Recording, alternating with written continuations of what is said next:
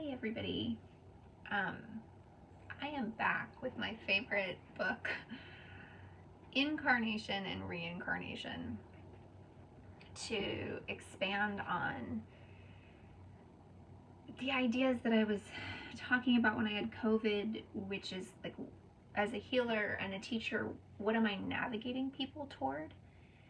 And I feel like I'm navigating them toward what I call intuition. And other people call other things, and other people have done a much better job at describing this in certain ways than I have, so I wanted to share more about it from two different people. One from E.V. Ingraham again, and what he says about is sort of society versus intuition. And so I'm just going to read it. This is in chapter 1. What actually does happen in this process of incarnation is that at the time of conception, both father and mother begin to plan and plot the human destiny of the child. Not once do they ask from whence comes the soul and what is its spiritual destiny. I don't think that's always true, just putting that out there. I think sometimes they do ask that. However, maybe by and large, we don't. They fuss and argue as to whether it shall be a boy or a girl, and what it shall do and be in either event. Note that at this point in society, we are exploring like non-binary and fluid genders, which I think is important and relevant to just be mindful of. In other words, the world idea, instead of the God idea, is brought to the fore and presented for incarnation. Sorry.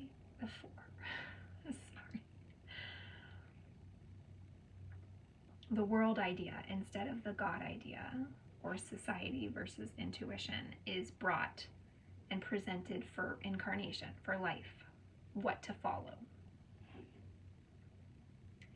The world of men seemed to take Shakespeare seriously when he said, "All the world's a stage, and each man in his time plays many parts."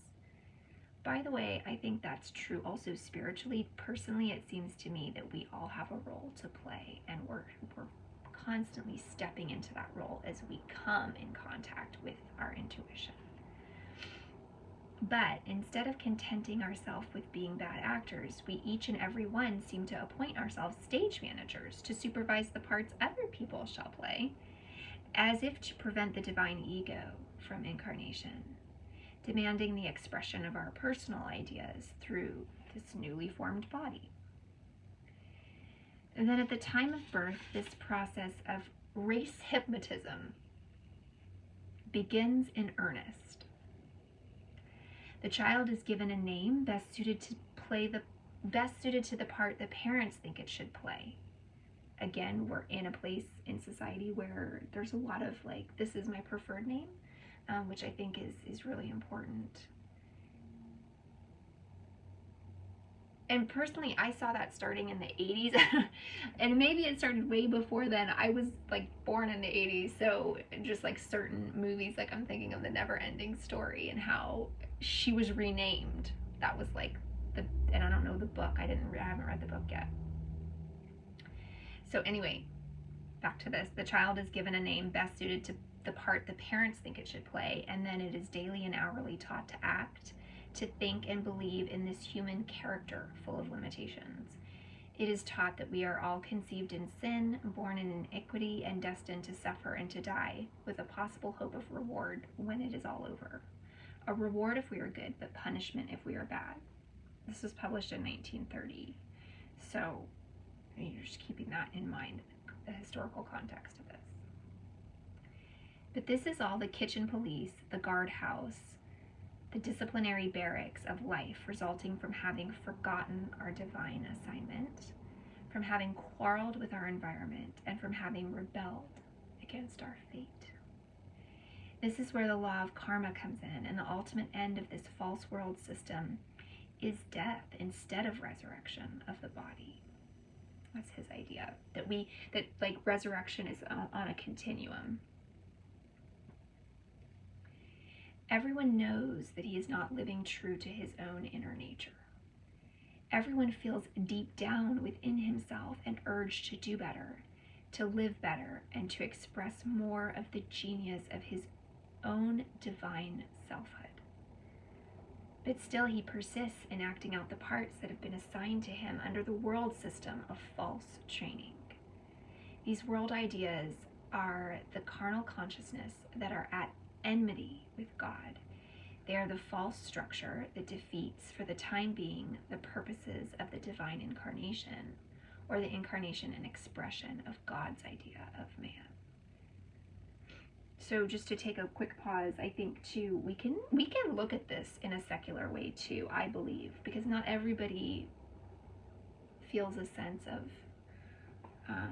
a higher power or a greater sense of order or meaning. And so, you know, again, for me, it's more about like society versus intuition. And like, as somebody healing and teaching, it's about healing people to come into contact with this sense of intuition versus following sort of the rules of society, if you will.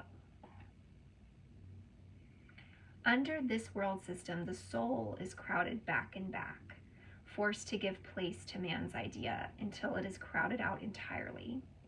And the body, thus bereft of its only source of life, goes back to the dust, and the soul to the God who gave it. Then you ask, what of this sort of human entity in which we seem to be identified at this time? What of this me that we call human consciousness? It endures for a time as more or less of an organized, decarnate entity, a sort of astral being, floating about in space until it too dies. This is the second death of which the scriptures speak, but which does not affect the soul. When this has dissolved, or when the real identity of man as Son of God has shaken itself free from it, the soul again is free to start over in its attempt to escape the false world system and express its divine destiny. This coming back of the soul, or its next attempt to fulfill its divine destiny, is what is called reincarnation. Now, I sense that reincarnation is true and that there is a sense of a soul or something that continues. That's my personal sense at this point. However, my ideas about how that goes over time have evolved, and I'm sure will continue to evolve, and I'm sure I'm way off the mark.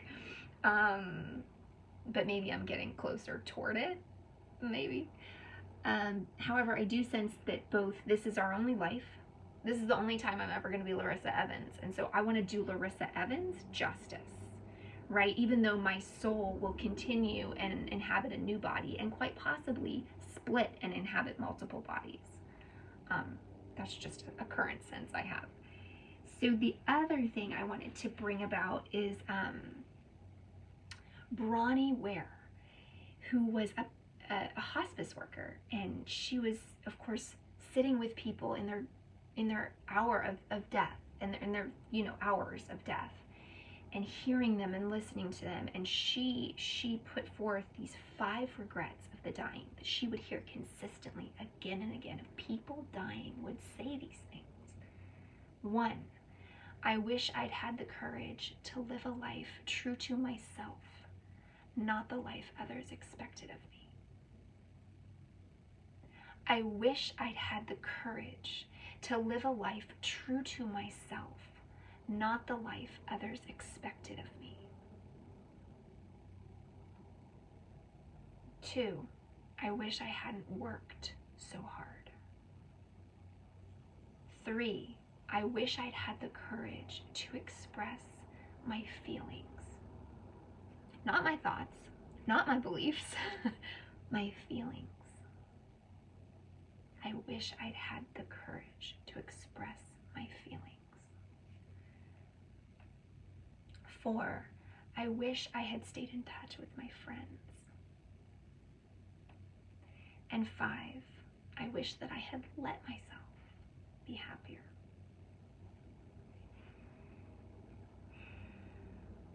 So I do feel that this is real, y'all.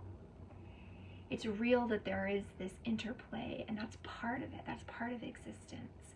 That when we get together as a group, we diminish individual intuition.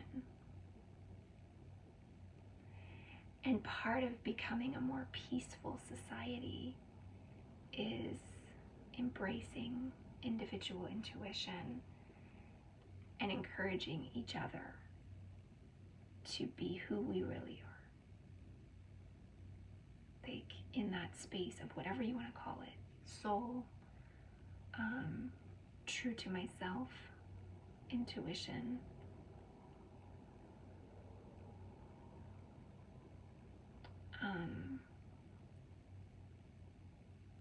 and also maybe, that's also peace and joy,